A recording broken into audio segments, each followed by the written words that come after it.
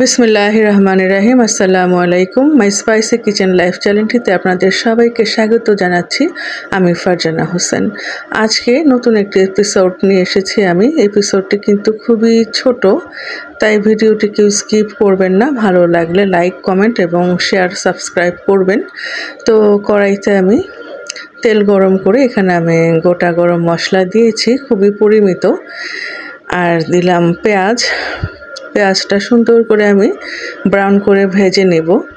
দিলাম লবণটা দিলে পেঁয়াজটা একটু তাড়াতাড়ি ভাজা হয়। আমার পেঁয়াজ ব্রাউন হয়ে গিয়েছে। এখন এখানে আমি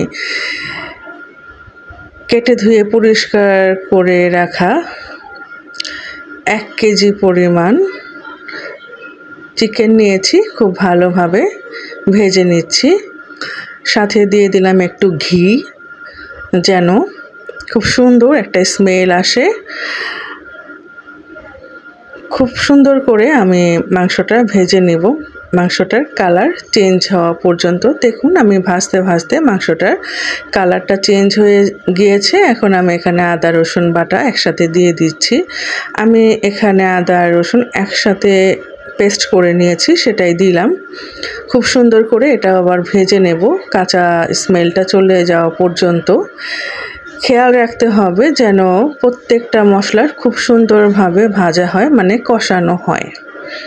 তো এখানে আমি পেঁয়াজটা খুব সুন্দর করে কষিয়ে নেওয়ার পরে দিয়ে দিচ্ছি জিরার গুঁড়া আর একটা স্পেশাল মশলা, যেটা আমি আমার বাসায় তৈরি করে রেখেছি এবং প্রত্যেকটা রেসিপিতেই এই মশলা দিয়ে রান্না করা সম্ভব। খুব সুন্দর করে ভেজে নেওয়ার পর এখন আমি এখানে দিয়ে দিব স্পেশাল মশলাটা, যেটার কথা একটু আগে বলছিলাম। এটাও খুব সুন্দর করে ভেজে নিলাম। মনে রাখতে হবে যে প্রত্যেকটা মশলা একটা একটা করে মেশানোর পরে সেটাকে খুব সুন্দরভাবে ভেজে নিতে হবে। এখানে এখন আমি চীনাবাদাম বাটা ব্যবহার করছি। এটাও খুব সুন্দরভাবে মিশিয়ে আমি ভেজে নিব। খুব সুন্দর করে ভাজা হয়ে যাওয়ার পরে এখানে আমি পরবর্তী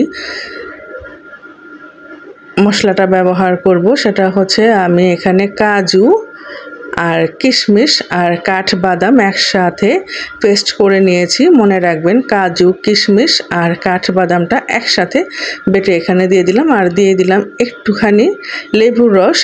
আমি এখানে ব্রয়লার মুরগি ব্যবহার করেছি। ব্রয়লার মুরগিতে এখানে যদি আপনি টক দই ব্যবহার করেন তবে মাংসটা ছেড়ে দিতে পারে। টক দইয়ের পরিবর্তে আমি এখানে টেস্টটা ব্যালেন্স করার জন্য লেবুর রসটা ব্যবহার করেছি।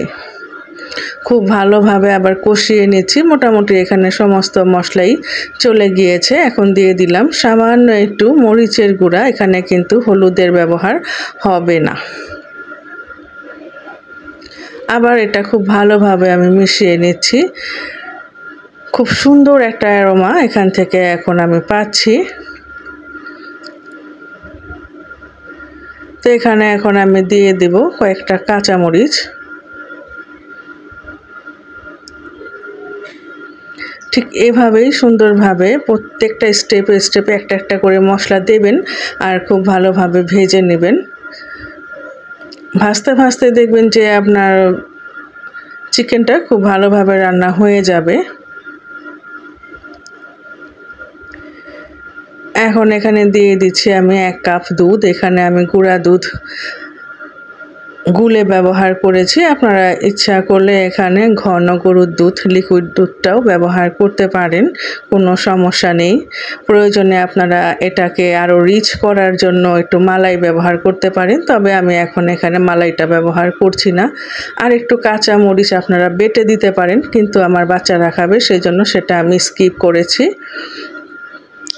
এটাকে খুব ভালোভাবে এখন আমি কষিয়ে নেব। রান্না প্রায় হয়ে গিয়েছে। আমার ভিডিওর কোথাও কোনো অংশ যদি আপনাদের ভালো লাগে তবে সাবস্ক্রাইব করবেন, কমেন্ট করে জানাবেন। আপনাদের একটা কমেন্ট কিন্তু আমাকে নতুন নতুন ভিডিও করার জন্য প্রেরণা দেবে, অনুপ্রেরণা করবে। তো এখানে লাস্ট স্টেপে আমি দিয়ে দিলাম একটু ঘি, আর এখানে একটু কেওড়া জল ব্যবহার আমি করেছি। তো হয়ে গেল আমার চিকেন কোরমা। রেস্টুরেন্ট স্টাইলে চিকেন কোরমা আপনাদেরকে আমি দেখিয়ে দিলাম, বা বাবুর্চি স্টাইলেও বলতে পারেন। তবে এই রেসিপিটা একবার বাসায় আমার এই রেসিপিটা ফলো করে যদি আপনারা রান্না করে সবাইকে পরিবেশন করেন তবে কিন্তু প্রশংসায় ভেসে যাবেন। তো দেখা হচ্ছে পরবর্তী কোনো ভিডিওতে খুব শীঘ্রই। ততক্ষণের জন্য খুদা হাফেজ।